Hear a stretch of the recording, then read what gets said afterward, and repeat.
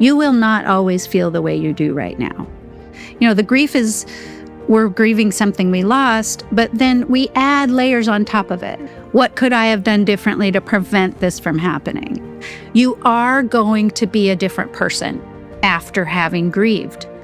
But that's the new you. But the changes happen. Our body is constantly changing, and grief will accomplish that, whether you want it to or not. There's a healthy way to manage it. Men grieve differently.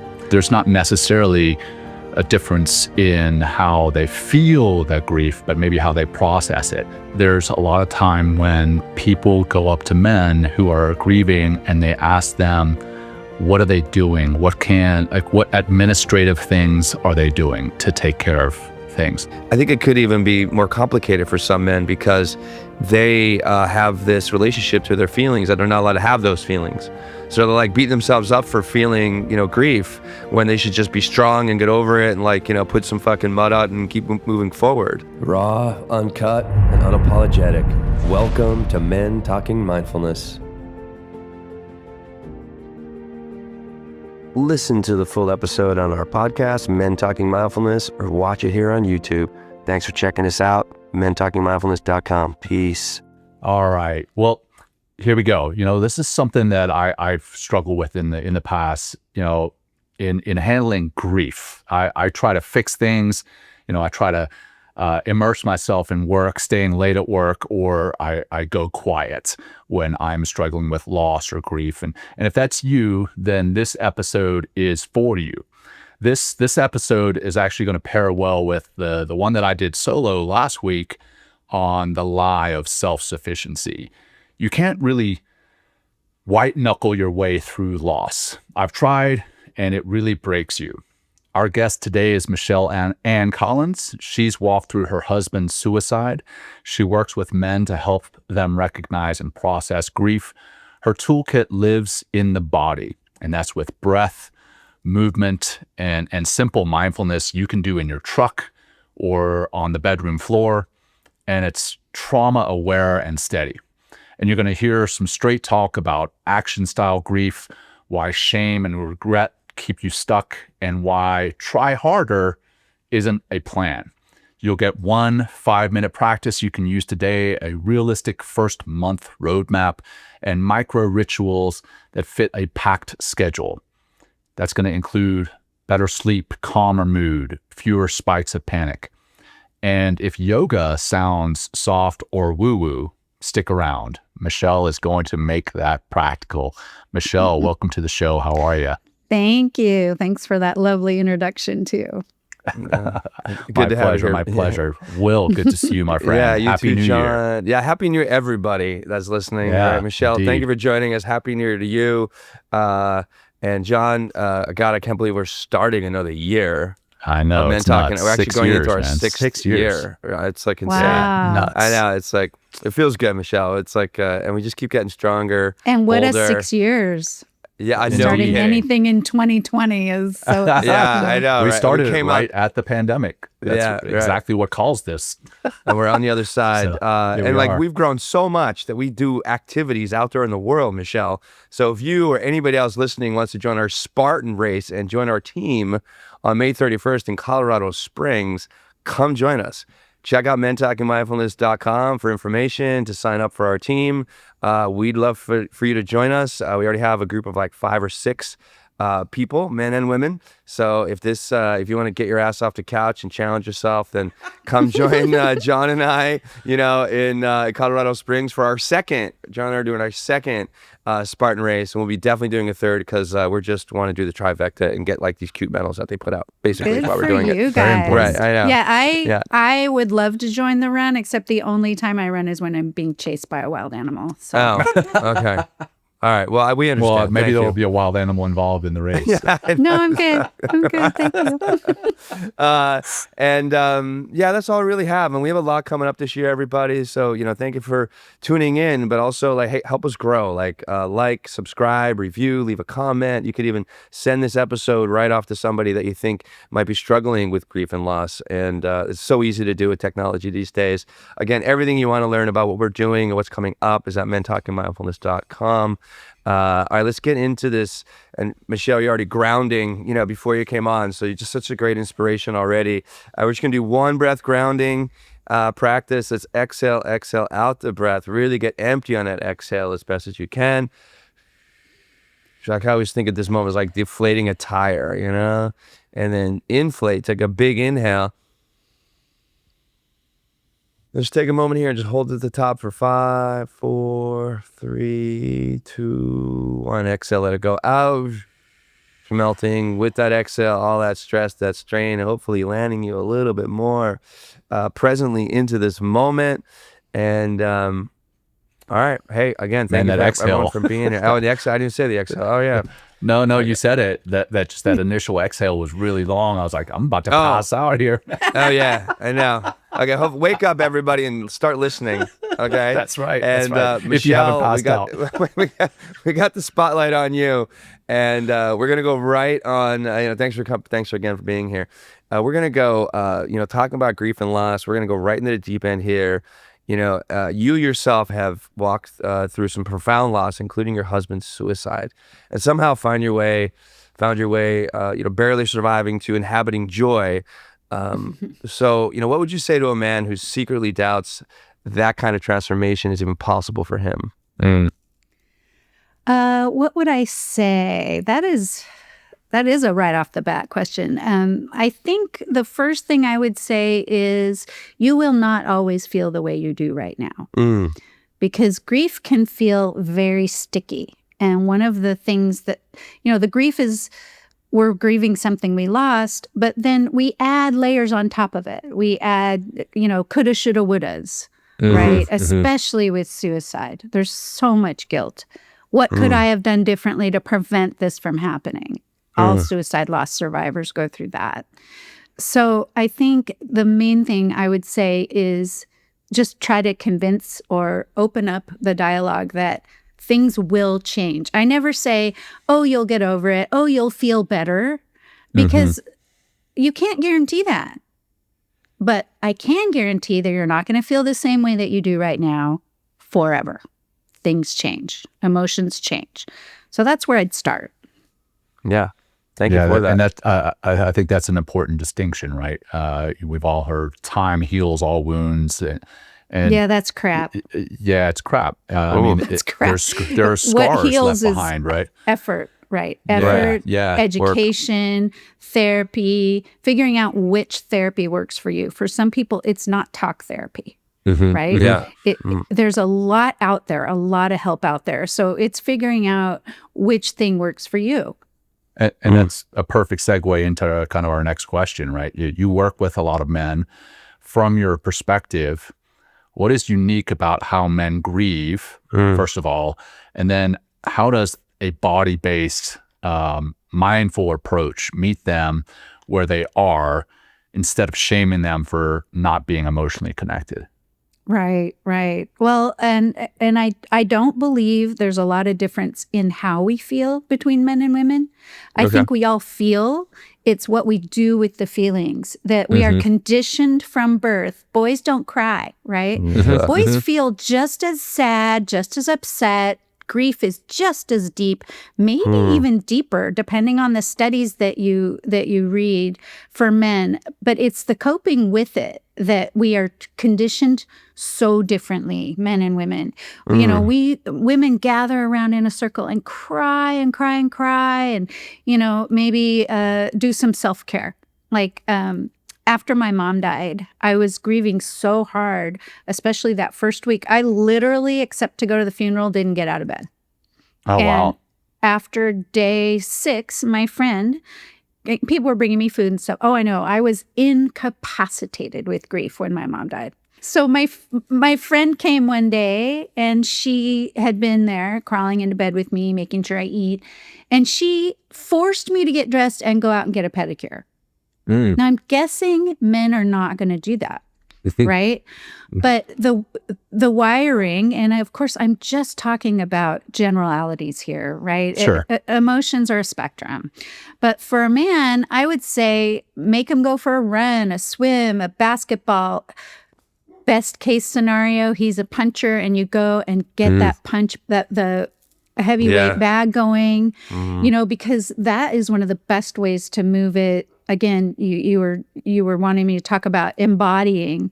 So Yeah. grief is like drinking acid. Seriously, it Ugh. is so bad. But the thing is, in order to get through it, you got to digest it. You can't just hold it in your stomach or you are going to turn into a sieve. I know that's a really gross analogy, but it works. No, it makes sense. So what you need to do is self-care. You need to drink the things that are going to neutralize that, which are, nourishing foods, nourishing drinks, supportive friends who understand that you don't want to talk, or friends that understand that you do want to talk and can be there for you. You surround yourself with the people who you jive with at the time. And it may not be your best friend. You may be shocked to find out, it's a therapist or it's this guy at the gym that I met that one time that we had that great interactive workout with. It might be that guy you need to spend time with. But the point is that you seek out what you resonate with. Because not every way of grieving is for everyone. And since you drank that acid, you can't take that back. You cannot change the past. So the first step is accepting that this happened. It happened. Yeah. And don't beat yourself up about it because it's in the past. And as much as I've tried a million times, I have never figured out a way to change the past. And if you guys can, you let me know because that would be magic. So we're here. This is the definition of mindfulness, right? We're accepting where we are. Then you can start, okay, I drank that damn acid. Crap. Now I need to drink some antacid.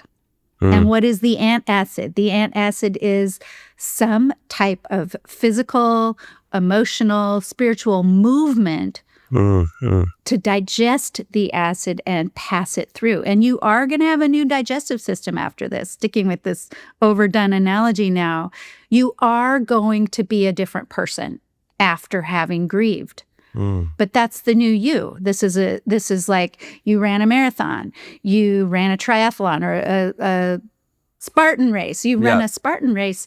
Your body is different than before you started that race. You have trained. You have, maybe you had an injury. Maybe you healed. Who knows? But the changes happen. Our body is constantly changing, and grief will accomplish that, whether you want it to or not. There's a healthy way to manage it. Yeah. Well, what changed for you? Your husband sadly, committing suicide. Your mother passing away. Like, what were those? Looking back, like, what's changed for you? Oh my gosh, everything. Well, Okay. After my mom died, I think I became much more aware of other people's grief.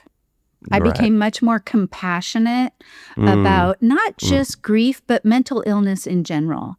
Because I struggled with, depression, anxiety, all the things besides the grief, and sometimes still do. But I think that the main thing with my mom's death was learning how to be more compassionate to others. Really, I became a better listener. I became more understanding because that pain was something I hadn't experienced before. And when you have been there, you can understand it better.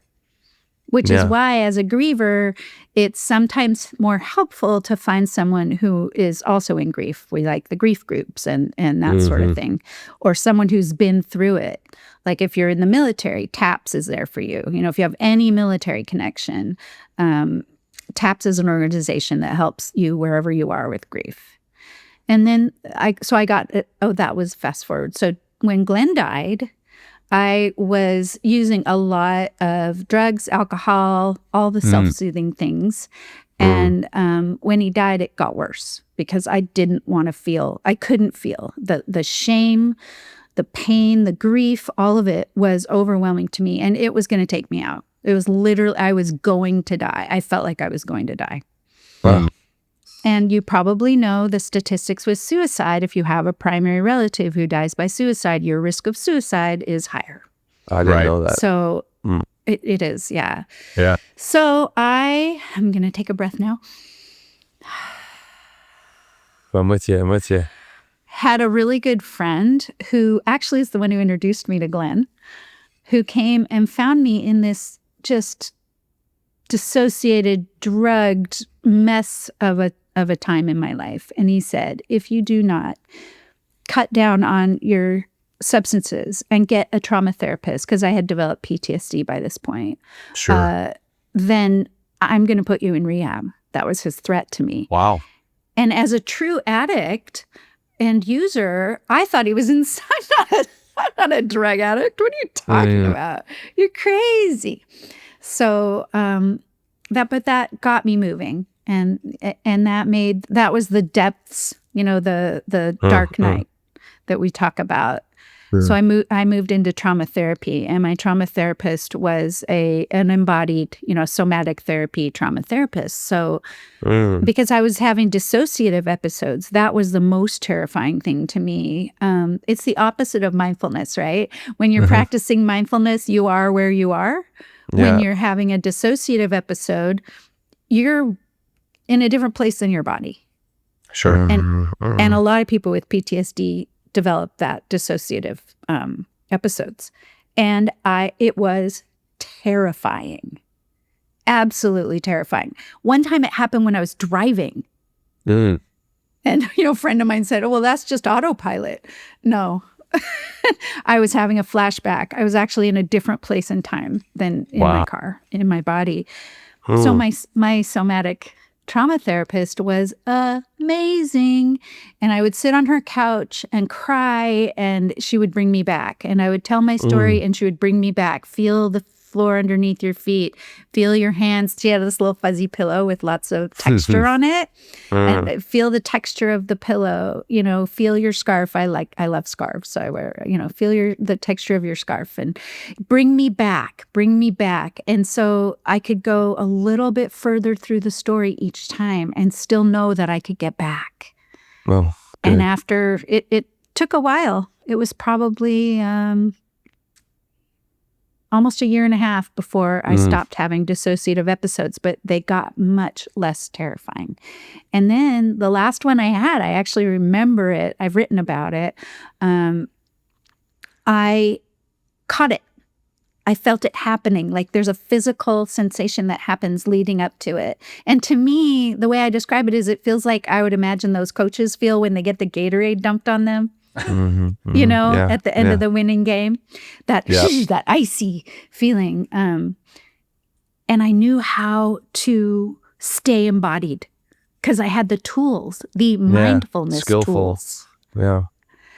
So that changed, I studied mindfulness. I've got a 2-year mindfulness meditation teacher certification. I went through Ayurvedic training, which is meditation, and it's the, medical art of yoga. And I've just really created a world around being present and mindful. And I'm not saying that I'm mindful all the time. I mean, I definitely have my moments still. You're a human being. But they're shorter and knock me less off balance. I can get back to balance quicker because things are always going to happen, even to the most mindful of us. Yeah. So, we all have that limbic system. We all have that lizard brain that's going to take over because it's supposed to keep us alive, right? And it's going to take priority. Somebody mentioned today on one of my LinkedIn posts, there's a book called the chimp paradox, the chimp paradox, where, in our brains we have a chimp that's there to protect us. And then we have the human being that's there thinking rationally. And then we have a computer that takes care of all the automatic stuff. And the chimp is stronger than the human being. And this chimp isn't a bad person bad animal, bad aspect of your emotions, but it can be dangerous. We all have that chimp or that lizard brain to take over. So I just want to be clear, Michelle, you're certainly not the only person who feels that, a mindfulness teacher who sometimes I feel a little guilty and I'm just waiting for my kids to call me out on it. They're like, oh, you teach mindfulness, but you still get angry. I'm like, well, I'm still a human being. Right? Yeah, at least I know I'm angry. At least I know I'm angry. Right. We're still human, so we still have those responses or those reactions. the mindfulness practice gives us that space to choose our response. We're still going to have a reaction. But if we practice mindfulness, and it's just like training for a race, right? You can't just go out and race. You have to practice every day to get your body into shape. Right. So that when you are faced with that stress, that challenge, you're ready for it. You can take that deep breath. You can stay embodied. You know you need a 10-minute walk. That's what you need to do right now to get to calm yourself down. You know those things, and you can then go and do them. Right. I want to get to the benefits of this mindfulness-based grief program, but before I get into that, I want to just touch on something. I asked about how men grieve differently, and you said there's not necessarily a difference in how they feel that grief, but maybe how they process it. But also, Will and I, when we first started the show, Will, you're going to remember, but I can't remember her name. The first author we ever had on the show, she wrote a book about men and mindfulness and masculinity. Liz Plank. Yeah, Liz, that's right. So she talks about, in the book, she mentioned how society looks at men who are grieving. And specifically, there's a lot of time when people go up to men who are grieving and they ask them, what are they doing? What administrative things are they doing to take care of things? Like specifically what she mentioned was there was a female at birth who had transitioned to male. And when she was a female, whenever she had lost, people always would come up to her and say, how are you doing? Let's go out. Let's go get a manicure, like you mentioned. And then when she transitioned to a man, I think she lost her father or something. And now she's a man, and people went up to him and said, what can we help with funeral arrangements? What can we help with the finances? And it's I don't necessarily want to ask a question here, but it's interesting. I did ask a question about how men grieve differently. You said we feel the same, but we process it differently. But I think it's also society and how society views men's grief, which is interesting. It's the conditioned. That's exactly what I meant. Yeah. Exactly. Yeah. The expectation is different. I actually have a friend a couple, and the husband just lost his mom suddenly without, it was a sudden death. And I was checking in with them the other day, and I said, so how's it going over there? And she said, we're grieving.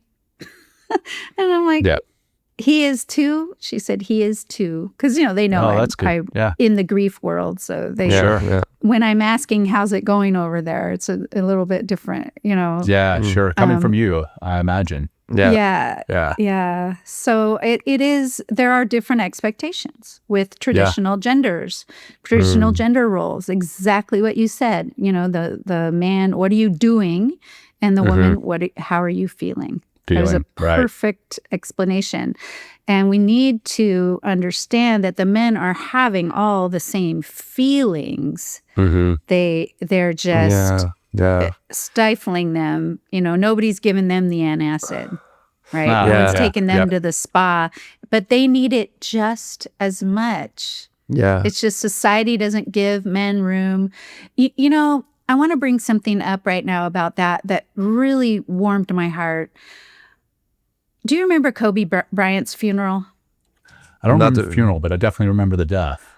Well, if you watch clips from the funeral, the men, these big warriors, right? Basketball players and business tycoons, sobbing at the funeral, trying to give a talk and sobbing. And on national television, millions of people were watching that.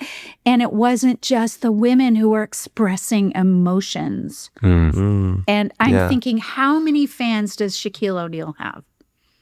Who knows? Millions. Right? All of the men that are his fans just got permission to cry in public. Yeah. Hey everyone, we want to highlight a project we're very proud to support. Dr. Mark Gordon is releasing a new book series called Peptides for Health, focused on evidence-based practical applications of therapeutic peptides. The medical edition, Volume 1, launches December 22nd, 2025, followed by the consumer edition, Volume 1, on January 20th, 2026. That's more for people like me and Will. You can receive 25% off either edition using the promo code PFH25, with the medical edition discount running through January 31st and the consumer edition discount through February 20th. Proceeds help support the creation of the Children of Veterans program, and you can preview both books at the link in the show notes. And we've got everything linked in the show notes, so check it out. And thanks, Dr. Mark Gordon, for your sponsorship. And I think one thing, as we're having this discussion about men and how we grieve differently, it's like, I think it could even be more complicated for some men because they have this relationship to their feelings that they're not allowed to have those feelings. So they're like beat themselves up for feeling, grief when they should just be strong and get over it and put some fucking mud out and keep moving forward. Rub some dirt on it. Rub some dirt on it. Yeah, rub some dirt on it and get up and keep going forward. It's like, there's a process here. Let's actually, we'd love to hear, maybe we'll do this. It's like, let's talk about, get a little bit deeper into the minutia of what we're talking about here, the mindfulness-based grief program. So just touch on some of the benefits of taking on these practices, moving through these processes and these practices, how they benefit us. And then let's just get into what this kind of could look like, in a high level and maybe and also on a timeline so people know what the heck we're talking about here. Okay. Well, first of all, there is no timeline in grief. Okay. Some people can't even start grieving for a year or 2 years or 5 years. They just can't. And we need to allow for that. You can't push someone into that. Grieving is an individual experience. You're not alone, but it is different for every person. So, a lot of people shame themselves when they're like, it's been a year, I should feel better. No. Right. Well, I think one thing, there's almost you said earlier, you were spent 6 days in bed and then someone pulled you out. You know what I mean? So it's not like, I understand the timeline you're kind of speaking of, but I think is there a point where you're like, you know what, I need to start? You know, is there? Yeah. Right. Okay. I think that time comes when you realize that you want to start living your life again. Okay. Good. That good to you know. want to move. So I've written books, two specifically about spouse or partner suicide loss, and in those books, I start with you're in the grief cave. And in the grief cave, it's dark and lonely, and it's just really a terrible place to be. But you can't move because you are paralyzed by grief. At some point, there's a time where a little bit of light comes on, maybe from a friend, maybe from a book you read or a podcast you listened to, something that sparks action. And, okay, I don't want to feel the way I feel right now. So I need to do something. And then you find the something. And that can be, like I've talked about, the right friend. It has to be the right friend. It can't be the friend that says all the things. I have a whole page in my book of what not to say to someone who's grieving. Because I want to come back to that. Some of the things. Come back to that for sure. And it's the right activity. It might be talk therapy, it might be medication therapy, it might be running, it might be punching bag, it might be grief yoga. Grief yoga is a thing, and it's a way of physically moving your emotions through your body. It's very gentle. So, there are men who do grief yoga, but I think with the conditioning, something like a punching bag might be, we have smash rooms. I don't know if you guys have smash rooms where you are. Oh, yeah. But, I've been to one. Right? Yeah, what a perfect and all sorts of fun things. Yeah. So that Rage might rooms. be a way. Rage rooms, yeah. That might be a way. You find a way to start feeling, because all those feelings are there. All that acid's in your stomach just waiting to be digested. So little by little, you find the thing that works, that takes you from the grief cave to maybe poking your head out of the grief cave.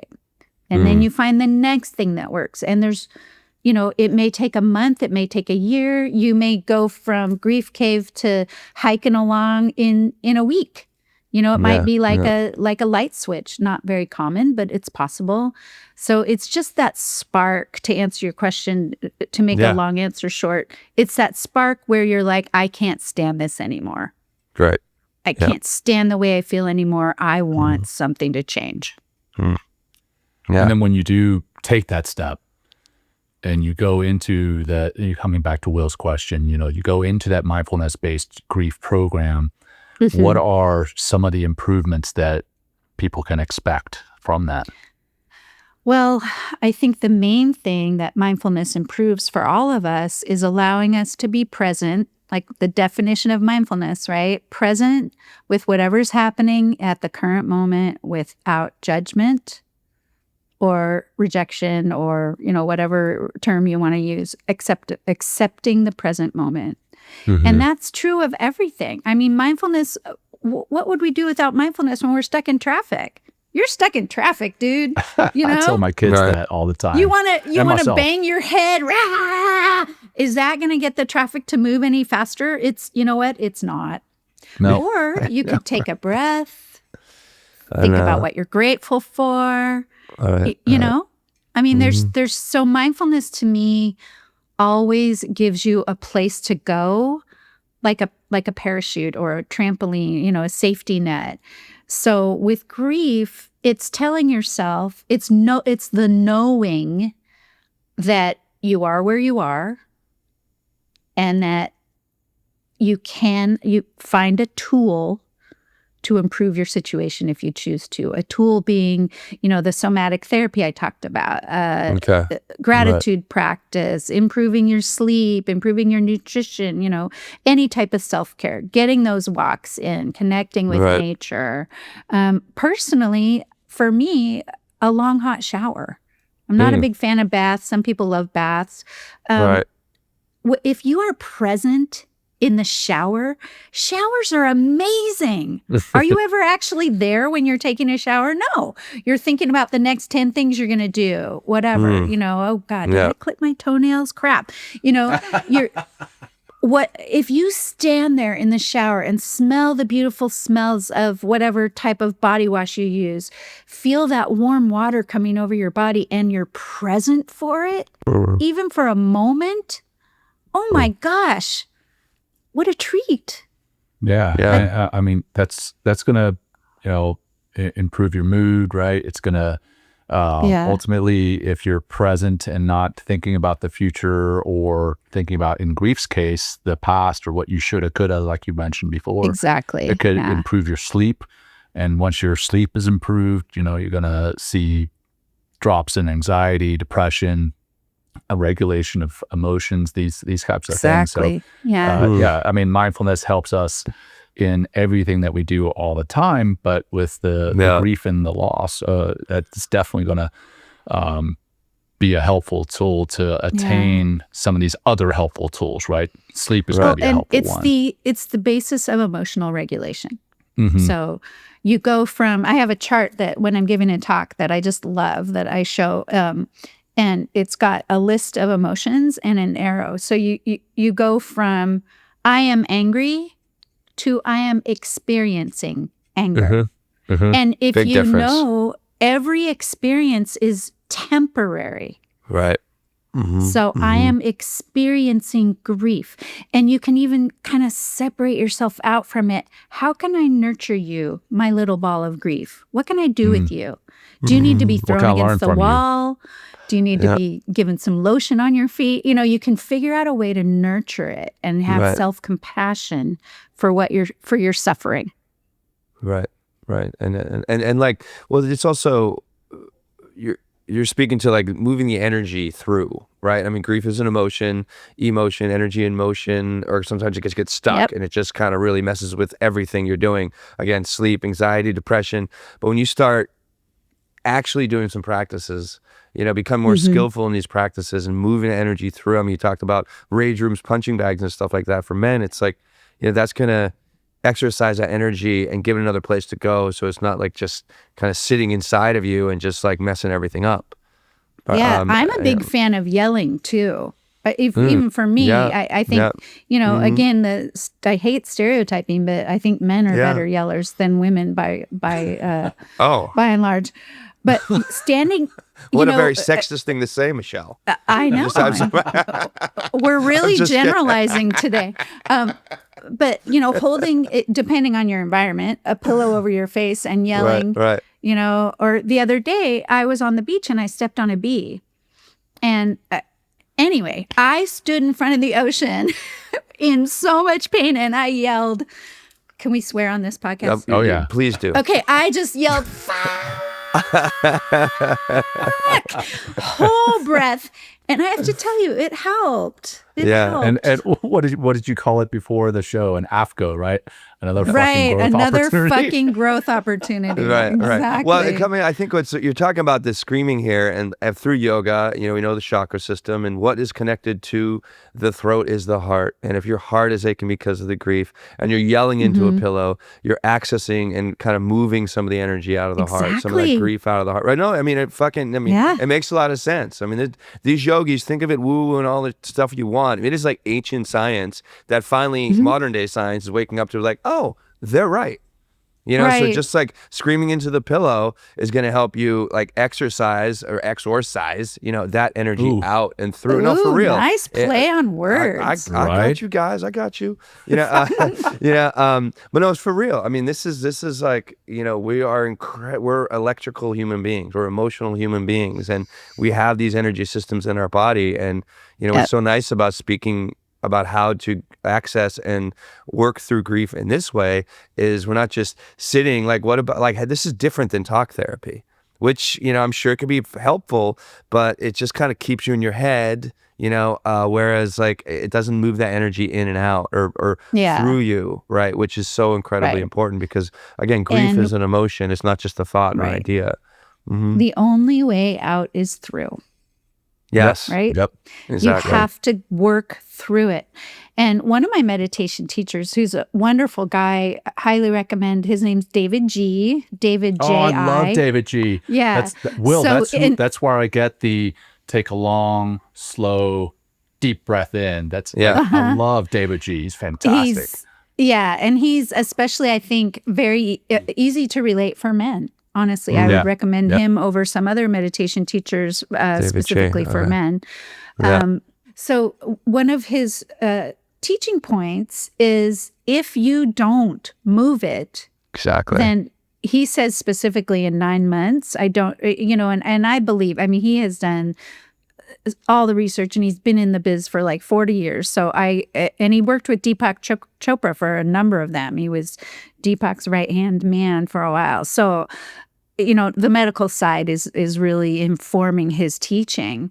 But he says in 9 months after your wound, if you have not started to move it, then you will get a diagnosis. Oh, wow. Like a cancer or something's fucked up. An ulcer, anxiety, depression. Oof, but it can be something other than that. It can be, so inflammation is the cause of most of our disease, right? Most of our disease is heart disease. It's all inflammatory response. So meditation, mindfulness is an anti-inflammatory. It's also works on joints and muscles and nerves. So if you are highly inflamed, it might be body pain, or you might get an ACL tear. And you don't even think, oh my gosh, that's because I'm grieving and not processing my grief or my loss of a job or a pet. It doesn't have to be a loss of a person. It can be any insult that you don't process, any loss that you don't process. Right. By standing in front of the ocean and yelling fuck at the top of your lungs. Yeah. Anything that you don't process can then cause dis-ease in your body, in your mind. Wow. Yeah. Well, I would imagine if you're becoming rigid, which is not good for the human being. I mean, like a tree that gets rigid breaks, right? But if we're, you know, again, doing the work, staying in your body, you know, under like being more mindful, taking on practices that actually move this energy through. Like we stay limber, we stay fresh, we stay renewed, you know, and really staying in and a lot of that comes to staying in the moment, and then continually coming back to the moment. And also being aware of what's getting away of you being in the moment. And if, like, we're talking about grief here, and it takes practice, it takes time, it takes a teacher. And having some self-compassion instead of constantly beating yourself up for not being in a different place than you are. Because you are where you are. You can't argue with me about that. That is an absolute. You are where you are. It's that we're not accepting where we are. You know, I used to have I have a friend who used to teach me this. So for those of you who aren't watching, who are listening, I'm holding my hands apart from each other up in the screen. And basically, in my right hand is how things are.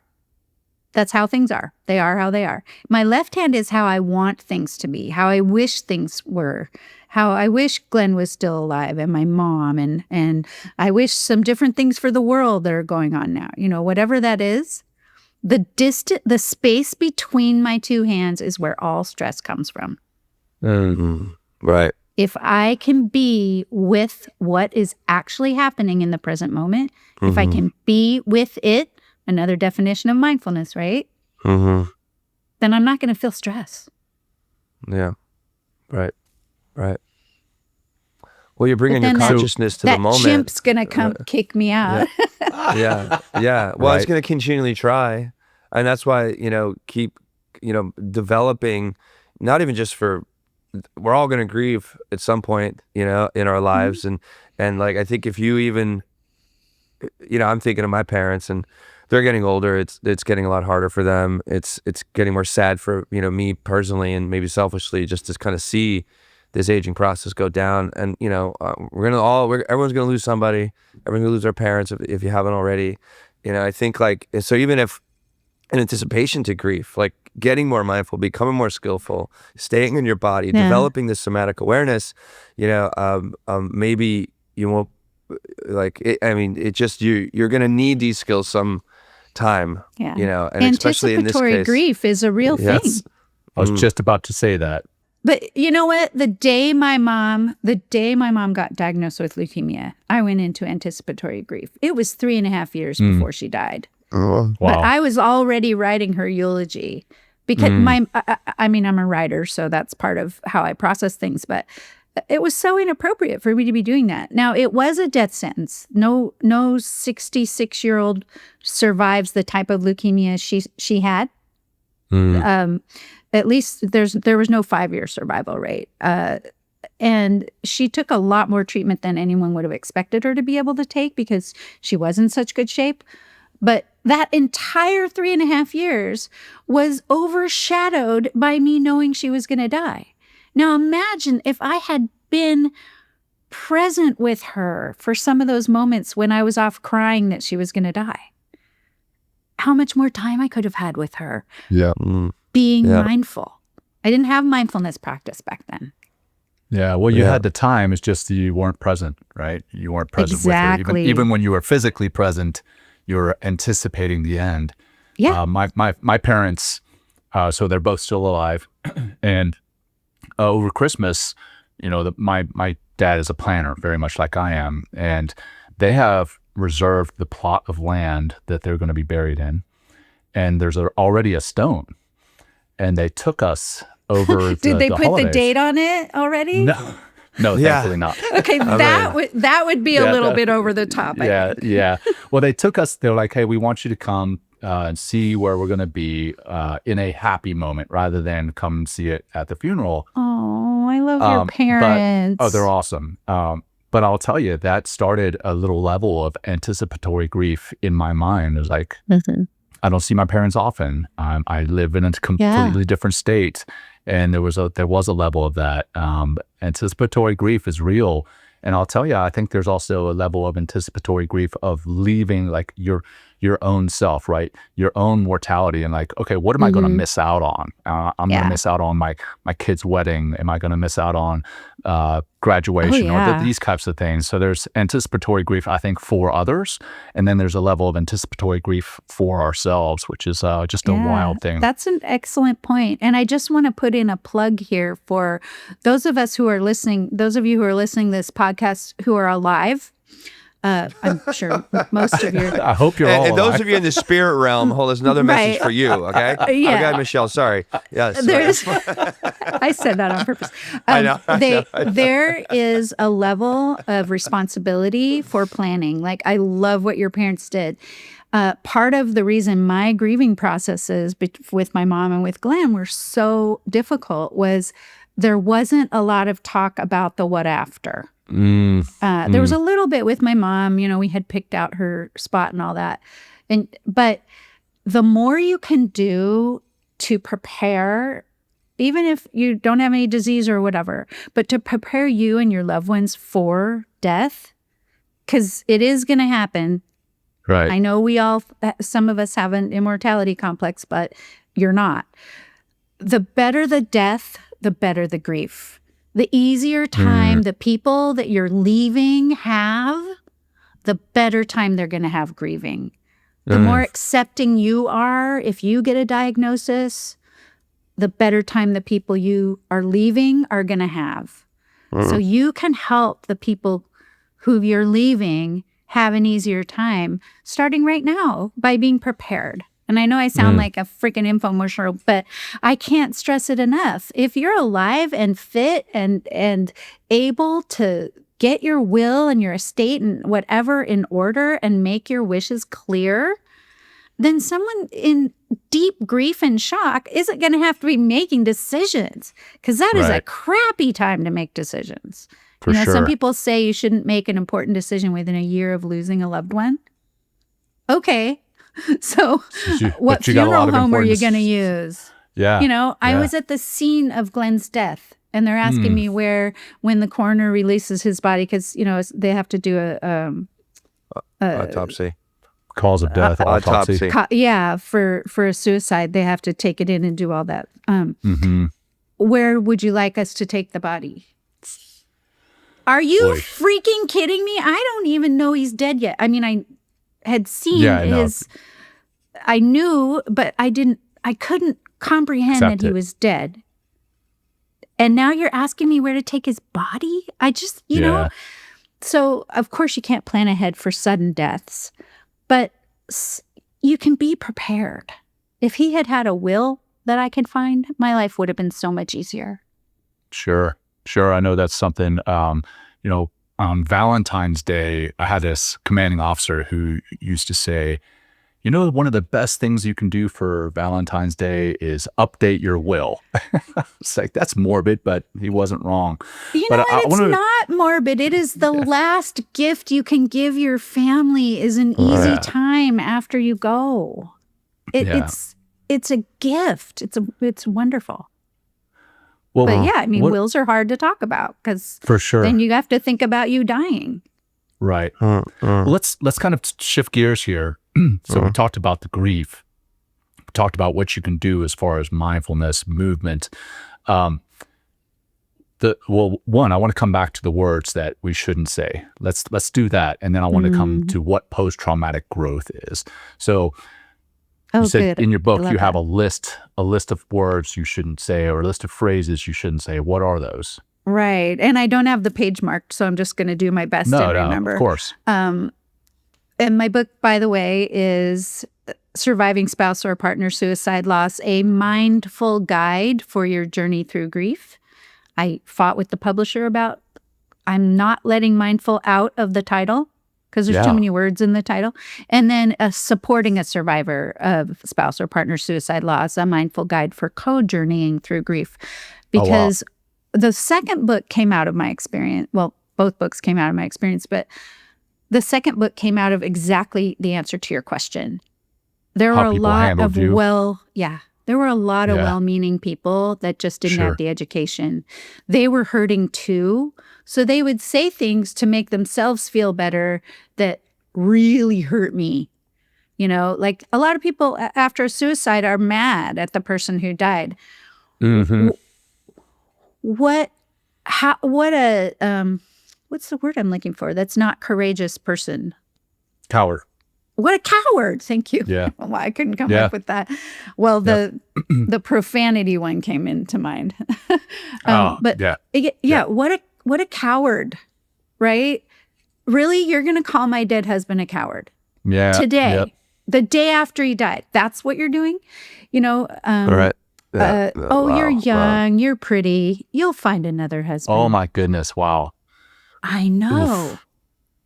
Wow. Like that makes me sick, and it's been 10 years. Yeah. We talk And about by the also way, like I have not found another husband. I just want you to know that. Okay. Yeah, just keep going. But like think about just in these first two, it's making it about them and their uncomfortableness and their judgment of the situation. But anyway, keep it back, please. What's a few more? And that's really important to know, because most people aren't mindful and most people aren't educated about grief.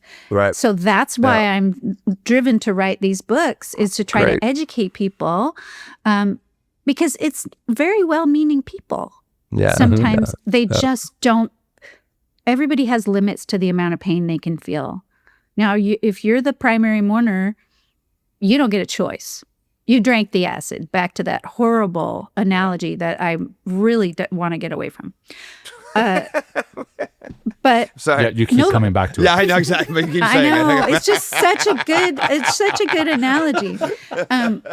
But the or you had the rock dropped on your foot. How about that? There you go. Change to that. Yeah. Everybody around you wishes you weren't in pain and wishes that you could go back to being that person before you had this experience, because that was the friend they chose, or that was the family member they knew and loved. You're a new person now after what you've gone through. You may not be a totally different person, but you have had this experience that you didn't have before, and it has forced you to crack open, go inward, get angry, get, anxious, whatever it did to you. And people aren't tolerant of that, because they want to keep living their regular, normal lives that they had before. They don't want to lose their golfing buddy, their swimming partner, their bridge partner, their, Spartan race partner, because you're grieving. And so I almost feel like grief is a disease in some ways to other people, to the people outside looking in, and they're like, "Ew, I don't want keep your grief off of me." Exactly. Ugh. Yeah. I have an example, because I have so many, right? About 6 weeks after my mom was diagnosed, I was crying all the time, like crying all the time. This really threw me. So I had a friend of mine that wasn't talking to me, and it was the weirdest thing. Did I say diagnosed? I meant dead, died. Oh, yeah. Oh, anyway, dead. Okay. I just caught that in my head. So she comes up to me. She hadn't been supportive to me at all. And we were good friends. We were both members of the 3 kids mom thing, and our kids were about the same age. And, we passed a lot. We had a lot in common. And she comes up to me in the hallway of school, where we're always picking up our kids. I see her every day. She hadn't talked to me. Oh my goodness. She puts her hand on my shoulder, looks me right in the eye, and she says, "Michelle, I'm sorry I haven't been able to be a better friend to you since your mom died, but it upsets me to see you cry." Wow. All about her. Yeah. Right. So my point being, and I came into this earlier in the podcast about finding the right people. Yeah. I thought she was a really good friend, but my grief, she didn't want to be anywhere around me. It was upsetting her, and she didn't want to be upset. So to take care of herself, she had to remove herself from my life. And this is where the grievers, especially if you lose your spouse, get so lost in just anger and frustration. Because if you lose your spouse, who are your in-laws? And a lot of in-law families can't grieve with a widow. There's just something in my very close relationship. Working in these spouse and partner loss groups, this is what I've witnessed. I haven't read a book necessarily or studied it, but I have witnessed almost every spouse loss comes with a problem with the in-laws. I've seen that with I had some friends who lost their son in the World Trade Center attack, and they were grieving, but he was married, and his spouse was grieving, and there was almost like this battle of who is hurting more, who needs exactly. more. Right. I've known him for the whole 30 years of his life. You just came in 5 years ago. Yeah. Yeah. That's tough. That's tough. There's some ugly battles. And it's, again, it's not because anyone's a bad person. It's because we can't give when we're in such a deep, dark grieving place. Everything that's not where we are is pain. So seeing the daughter-in-law grieving for your child, I mean, I would imagine I haven't had that experience, but it's Go ahead. I think this might help us, like, actually, I think it almost speaks to unspoken grief. You know what I mean? And how this shows up, right? I mean, this is like a lot of, if you're unwilling to go there, or, I mean, eventually you got to go there, like you mentioned, but it's difficult to go there. And a lot of people are very unskillful in this realm because they're not really embodied, which I think is a great way to describe what we're really getting to in mindfulness here, right? Now, mindfulness is a big term, but I think what we can describe or use a particular part of mindfulness is embodiment, like really being with it, right? And then, and then working from that place, right? Being where you are.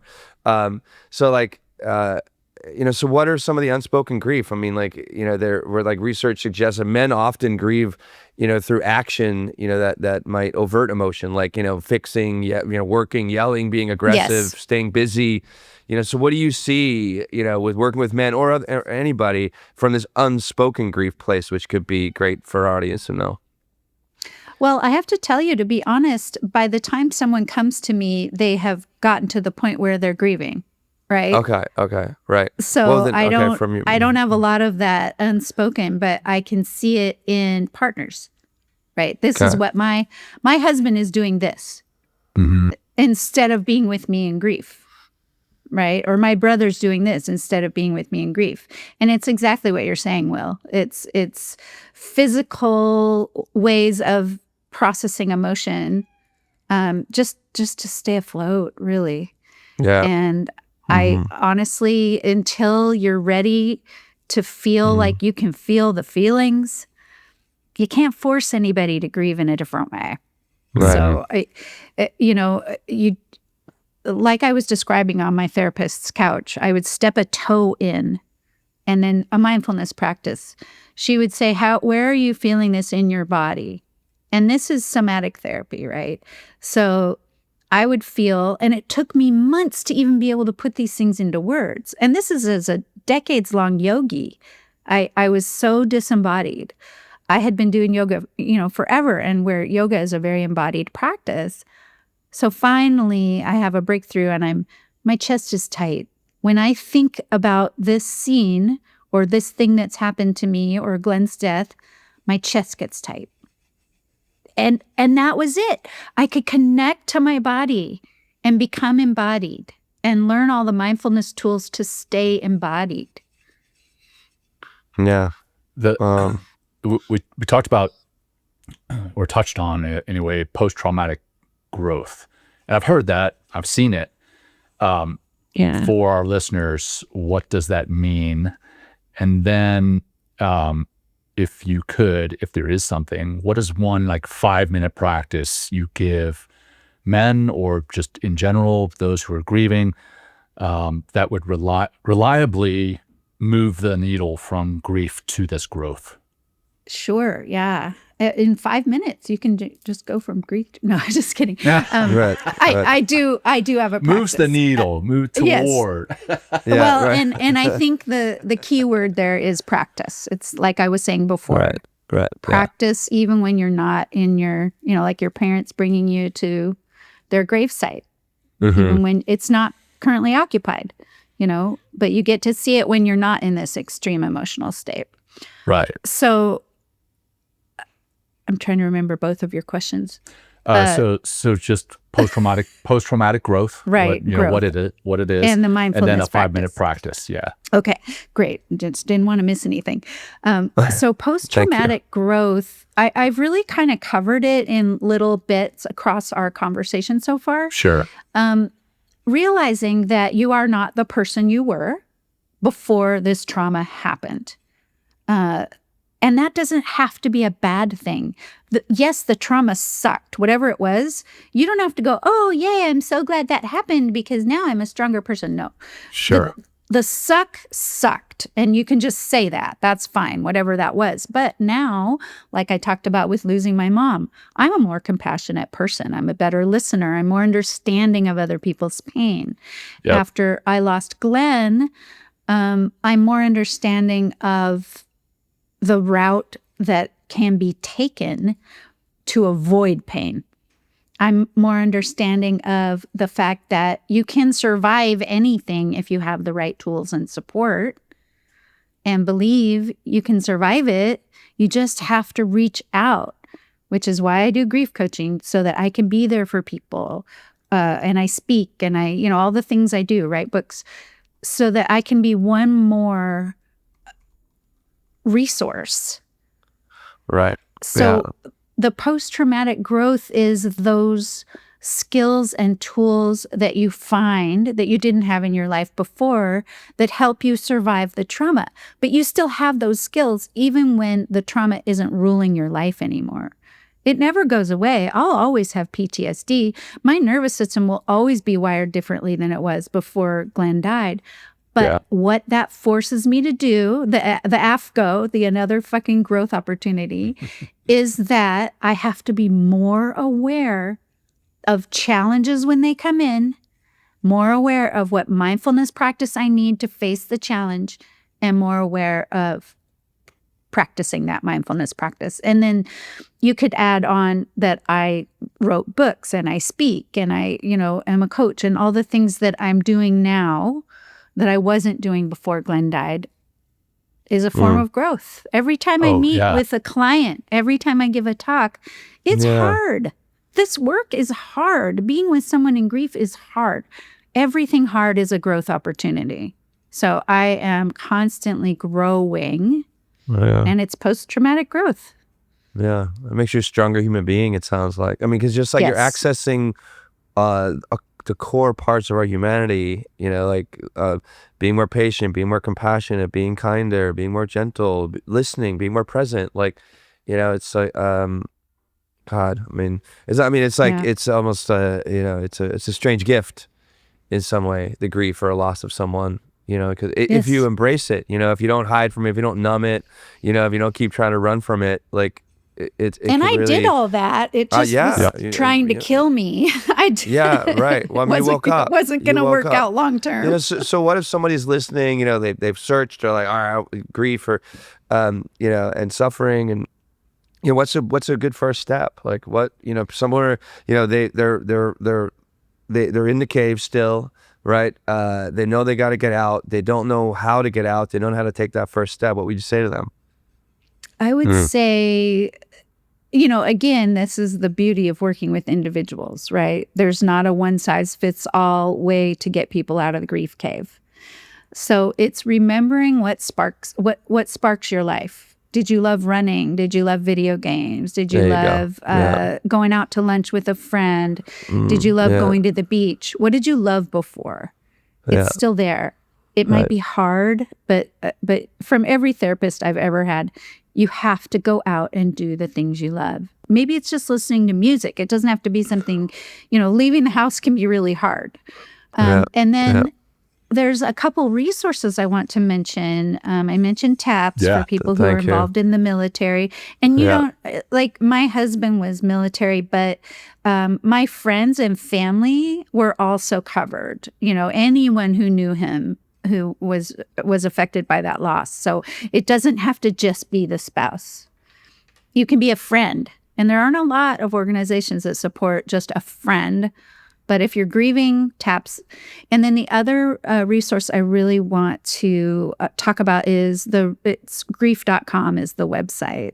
David Kessler's work is wonderful, and he's the one who runs grief.com. And I volunteer for them to manage small group grief groups. So there's thousands of people, lots of information, great organization, very highly curated interactions, which is something I found when I started doing like Facebook groups and stuff like that. People would come on there and just talk about something they saw that was so triggering. Like, I found my husband, ... like details.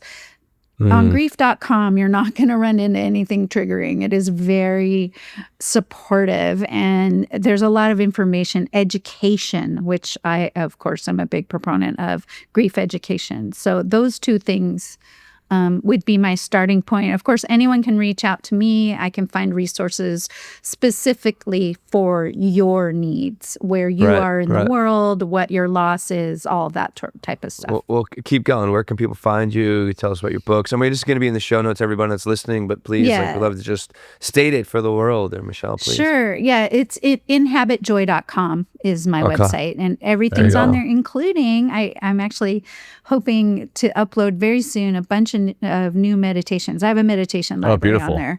A lot of short, easy to access. For grief? Not necessarily grief, just kind of basic meditation. Yeah. Okay, great. Excellent. Yeah, yeah. And I just want to quickly touch on TAPS, because a lot of military listeners may not know what TAPS is, because there's the Transition Assistance Program, but this version of TAPS is specifically the Tragedy Assistance Program for survivors. So just I just want to make sure there was no confusion there, and we'll put a link to that in the comments as well. But Michelle, this has been amazing. Thank you so much. Wait, mindfulness practice. Oh, of course. Yes, it's going to be super fast. It's going to be super. Yeah. It's not even going to be 5. Thanks for keeping me and Will in check. Oh, I'm all wound up. I'm like ready to go with this. Yeah. So this has been the number one practice that people come back to me and say, thank you so much. I use it all the time. You can use it in traffic, which can be very challenging sometimes. You can use it in a line. Do you ever get antsy when you're waiting in line, like at the grocery store? Or, God forbid, I always look for the shorter line. Oh, yeah. I just start ripping chocolate off the shelf and just start eating it. That's why I'm just kidding. And then I don't fucking pay for it. I'm like, it's your fault. I'm just kidding. I'm kidding. I don't do that. I don't. No, but the kids do. Kids are always, because it's right at kid height. So anytime you notice, or, say you have kids, bringing up the kids can be frustrating. Let me tell you, tomorrow is the kids' first day back at school. Oh, and honestly, I hope my kids never listen to this, but I can't wait. I used to call that Liberation Day. That's what it feels like. Oh my God. Yeah. I mean, I had, when I was married to Glenn, he had 3 kids. I had 3 kids. Oh, shit. It was like, and they were all teenagers at one point. Oh, wow. Well, I know, right? Yeah. It was, we were the dark side of the Brady Bunch with no Alice. Right. Well, give us that 5 minutes there. Yeah, sorry. So this quick practice, yeah. So it's 3 points of contact. Oh, yeah. You're frustrated, you're challenged. 3 points of contact. My feet are on the floor, my hands are on the steering wheel, my butt is on my chair. And then you breathe. There's always 3 points of contact. No matter where you are, no matter what you're doing, you feel your frustration. That's the first part of the mindfulness practice. You notice you're challenged. Something isn't going the way you want it to. Rather than react, you find your 3 points of contact, you breathe, and then you respond with a calm nervous system. So those 3 points of contact, if you're not driving, like for instance, right now I'm standing, got my 2 feet on the ground, I've got a hat on my head. Or is it right? Is that the, okay, great. All right. Yeah, so it doesn't have to be something that you're driving. You can even make fists. Yeah, okay. Like make fists, like my fingers in my palms. Or one I love, I don't know how appealing this is to a lot of people, but I put my hand on my heart. Mm-hmm. That's a great because one. that's my self-compassion, my act of self-compassion. And there's, sure. studies that show how this helps calm your nervous system. So that one, fingers in the middle of the forehead works. Yeah. So great question. If you're standing and you're not touching anything, you can bring your hands together too. Yeah. Yep. Awesome. Yeah. Well, thank you for that, Michelle, and thanks for the work that you're doing. It's very much needed. Will and I were going back and forth about the potential title for this, and I was like, I think grief and loss need to be in the title because men who are searching for it, there's just not that not that many resources out there. So thank you for being a resource out there, and thank you for sharing all this. Will, I'll turn it over to you to wrap it up. Just a lot of gratitude, and just this whole conversation just speaks to what we've been talking about for years. I mean, coming into the 6th year of Men Talking Mindfulness is get mindful. This stuff is just great at work. It's great in your relationships. It's great when you're grieving. It's going to show up everywhere. And it helps you suffer less. Yes, it's going to help you to eventually, to sleep better, to avoid, some sort of potential disease. Right, by just sitting on, or like get you out of the numbing phase of just drinking and drugging and whatever, sexing and porning, whatever, I mean, just like it's so thank you, Michelle. Like, and I gotta say, your presence is just amazing. Like, you speak so clearly. You've